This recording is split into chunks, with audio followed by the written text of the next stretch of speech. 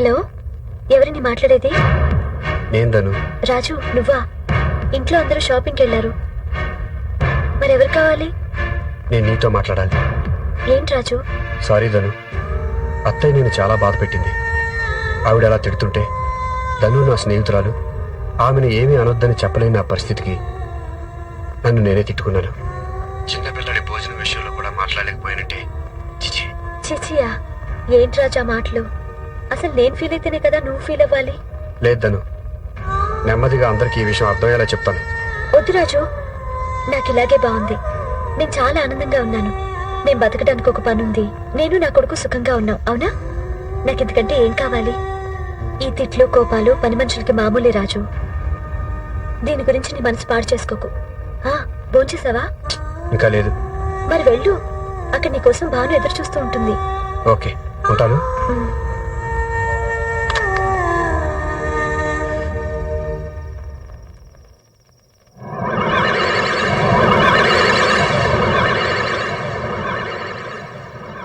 బామ్మగారు, బామ్మగారు.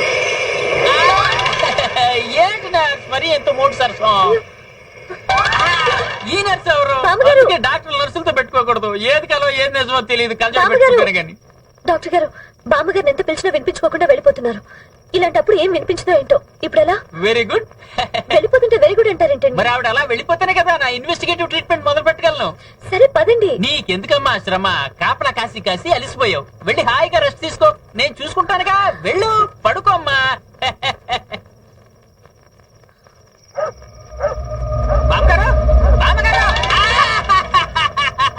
మరీ అంత స్పీడ్ గా వెళ్ళిపోతే రోగ లక్షణం ఎలా కనిపెట్టడం? బావగారు, బావగారు. Hello hello, ladies eve teasing చేస్తున్నావా? Eve teasing?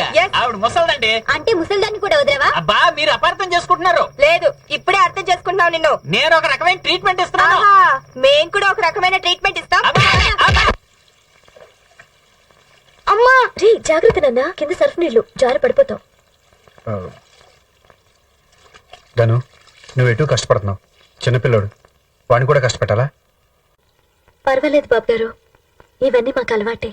నీకు అలవాటు కావచ్చు, కానీ నాకు చూడడానికి కష్టంగా ఉంది. చదువుకునే వయసులో ఇలా చాకరీ చేయటం పద్ధతి కాదు. పైగా వాడి భవిష్యత్తు కూడా పాడవుతుంది. వాడిని తీసుకెళ్లి ఏదైనా స్కూల్లో జాయిన్ చేస్తే మంచిది. అమ్మా ఊరుకోరా, స్కూల్ అంటే మాటలా? బోల్డ్ ఫీజులు కట్టాలి, పుస్తకాలు కొనాలి. అవన్నీ నేను చూసుకుంటాను కదా. వద్దు బాబు.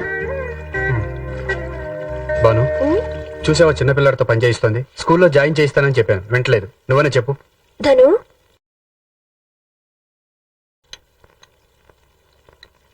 అది కాదమ్మా, ఇంతవరకు మీరు చేసిన సహాయం చాలు.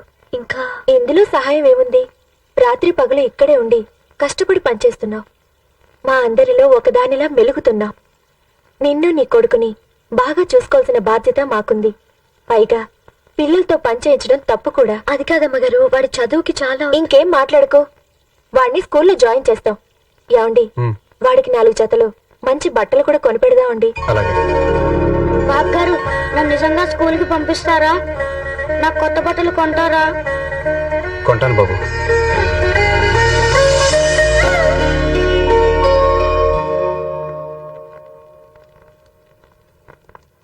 అల్లుడు రావచ్చా? భలేవరే, రండి. రమ్మా, కూర్చోండి. ఎల్లుండి నుంచి 10 రోజుల పాటు నీ ఆఫీస్ ప్రోగ్రామ్స్ అన్ని క్యాన్సిల్ చేసేయాలయా. అమ్మాయి చెబితే వినవని నన్ను తీసుకొచ్చింది. అసలు ఏంటండి విషయం? నా కజిన్ సిస్టర్ డాక్టర్ మ్యారేజ్ ఉంది ఢిల్లీలో. మనమంతా వెళ్ళాలి. ఓ అవునండి, ఆ అమ్మాయి నేను మంచి ఫ్రెండ్స్. ఇద్దరం కలిసి మా ఇంట్లోనే చదువుకునే వాళ్ళం. మిమ్మల్ని తీసుకురామని మరీ మరీ చెప్పిందండి. సరే, అలాగే వెళదాం. Hello, what? అలా ఎలా జరిగింది? దానికి సంబంధించిన పేపర్స్ మనం 10 days ముందే ఫైల్ చేసాం కదా. ఏంటి, సబ్మిట్ చేయలేదా? అయితే మనకు రానట్టేనా? సరే, ఓకే ఓకే. ఏమైంది అల్లుడు? సుందరం కంపెనీ కార్ల ఏజెన్సీ కోసం మనం ట్రై చేసాం కదా. అవును, అది నువ్వే కదమ్మా డీల్ చేసింది. అవును, కానీ అది నెక్స్ట్ మంత్ కదా ఫైల్ చేయాల్సింది. నెక్స్ట్ మంత్ కాదు, ఈ మంత్ లోనే ఫైల్ చేయాలి. ఆల్రెడీ ఆ ఏజెన్సీ సమతా గ్రూప్ వెళ్ళిపోయింది. నేను నెక్స్ట్ మంత్ అనుకున్నానే. అది కూడా చూసుకోకుండా ఏం చేస్తున్నావు? దానికోసం ఎంత ట్రై చేశాను, కంపెనీకి ఎంత లాసు. పోనీలే అల్లుడు. పోనీలేంటి మామగారు, ఆ ఏజెన్సీ కోసం సమతా గ్రూప్ తో ఎంత పోటీ పడ్డాం. ఆ డీల్ కాస్త వాడు కొట్టేశాడు. చిచ్చే, మనకెంత షేమ్. అదేం ఆలోచించదు ఈవిడ. నేనేదో కావాలని చేసినట్టు మాట్లాడతారేంటి? వర్క్ అన్న తర్వాత కొంచెం డెడికేషన్ ఉండాలి. అంటే ఏంటి? ఆఫీస్ వదిలేసి నీ క్లబ్బులకి పార్టీలకి తిరుగుతున్నానా? అసలు నీకు పని చెప్పడం నాది బుద్ధి తక్కువ. అంటే నేను అది చేతకందన్నా? కొట్టేటి ప్రత్యేకంగా చెప్పాలా?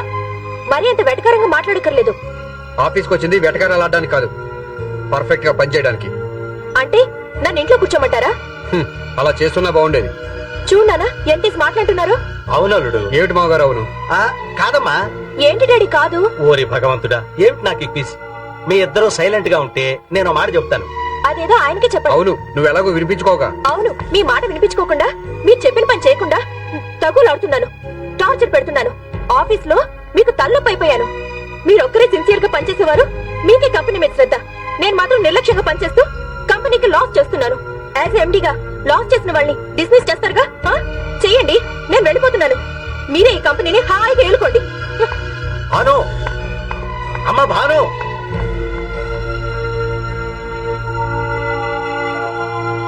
ఏంటల్లుడు ఇది? అమ్మాయి చూడు ఎలా బాధపడుతుందో. కాదండి, నేనేమన్నాను, తనే ఉంటుంది. ఆడవాళ్ల గొడవకి ఓ పద్ధతి ఉండదయ్యా. కజ్జికాయల దగ్గర మొదలై రాజకీయాల దాకా వెళ్తుంది. సర్లేండి, ఏదైతే అది అవుతుంది. నువ్వు వెంటనే బజారుకెళ్ళి 10 మూరల మల్లెపూలు కొను. భార్యాభర్తల తగు రాజీ అవ్వాలంటే గదిలో మల్లెలైనా ఉండాలి, మంచానికి నల్లులైనా ఉండాలి. మల్లెలు నిలకడగా ఉండనివ్వు, నల్లులు నిద్రపోనివ్వు. ఎప్పుడూ లేంది అల్లుడికి కూడా కోపం వచ్చినట్టుంది. ఇప్పుడెలా?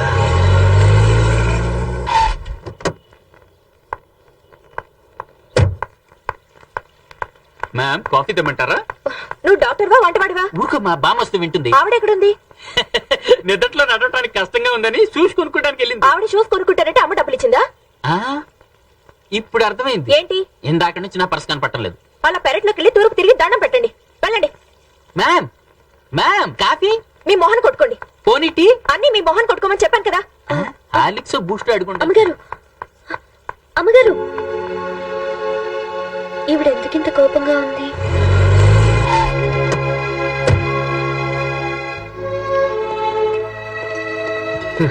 రాజు, మీ ఆవిడ ఎందుకంత కోపంగా ఉంది? ఆఫీస్ లో వర్క్ తప్పు చేసింది, నేను సీరియస్ అయ్యాను. తను సీరియస్ అయింది, నేను సీరియస్ అయ్యాను. సరే సరే, కాఫీ తీసుకురానా? వద్దు, భాను కూడా తాగలేదు. బయట ఎక్కడో తాగుంటుందిలే. లేదు, నువ్వు తాగితేనే తను తాగుతానని. అంత ఇది ఉన్నది, అలా అర్ధంతరంగా లేచి వచ్చేస్తుందా? ఎందుకు అబద్ధాలు చెప్తావు? రాజు, భాను ఒక్కగానొక్క పిల్ల, గారాబంగా పెరిగింది. తల్లిదండ్రులు కూడా ఎప్పుడు ఏమీ అనలేదంట. నువ్వు తిట్టేసరికి తట్టుకోలేకపోయింది. తెలియక కోపంగా లేచొచ్చేసుంటుంది. అన్నీ తెలిసి నువ్వు కూడా అలా మాట్లాడతావేంటి? వెళ్ళు, వెళ్ళి సారీ చెప్పు. నేను సారీ చెప్పాలా?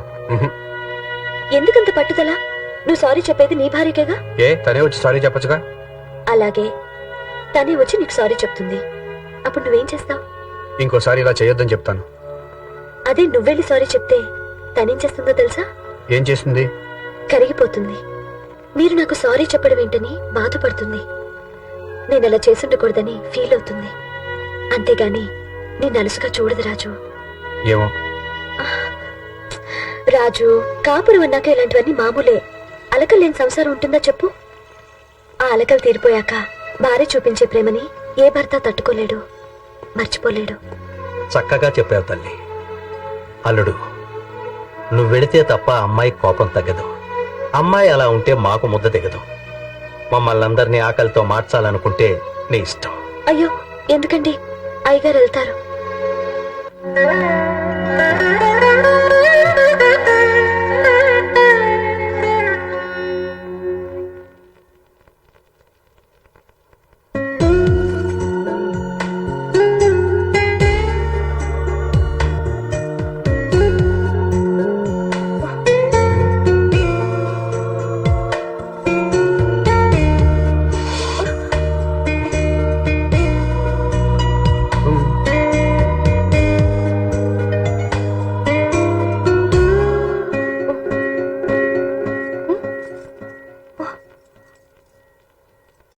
బ్యాంకు పని మీద కారు పార్క్ చేసి రోడ్డు క్రాస్ చేస్తుంటే ఆటో గుద్దేసింది. చిన్న దెబ్బేనండి. హాస్పిటల్కి వెళ్ళి కట్టించుకొచ్చాను. ఏ హాస్పిటల్? పక్కన ఏదో చిన్న హాస్పిటల్ ఉంటేను. చిన్న హాస్పిటల్ ఎందుకయ్యా? నిమ్స్ తీసుకెళ్ళొచ్చుగా. పక్కన నిమ్స్ లేదండి. ఎందుకైనా మంచిది ఎక్స్రే తీయించాల్సింది. ఎక్స్రే తీశారు, డాక్టర్ కట్టు కూడా కట్టారు. కొంచెం విశ్రాంతి అవసరం ఉన్నారు. అమ్మ బాను వీళ్ళు లోపల తీసుకెళ్ళి. ఉంటాను రా. జాగ్రత్త. నేను వెళ్ళి టాబ్లెట్లు తీసుకొస్తానే. ఎక్కడ తీసుకొస్తావు? నిమ్స్ లో. ఏయ్, ఎందుకయ్యా పక్కనే పెద్ద మందులు షాప్ పెట్టుకుని? ఏమండి ఇక్కడంటే అక్కడ అంటున్నారు, అక్కడంటే ఇక్కడ అంటున్నారు. ఇంతకీ మనకు కావాల్సింది ఏంటి? మందులు. అయ్యే తీసుకో.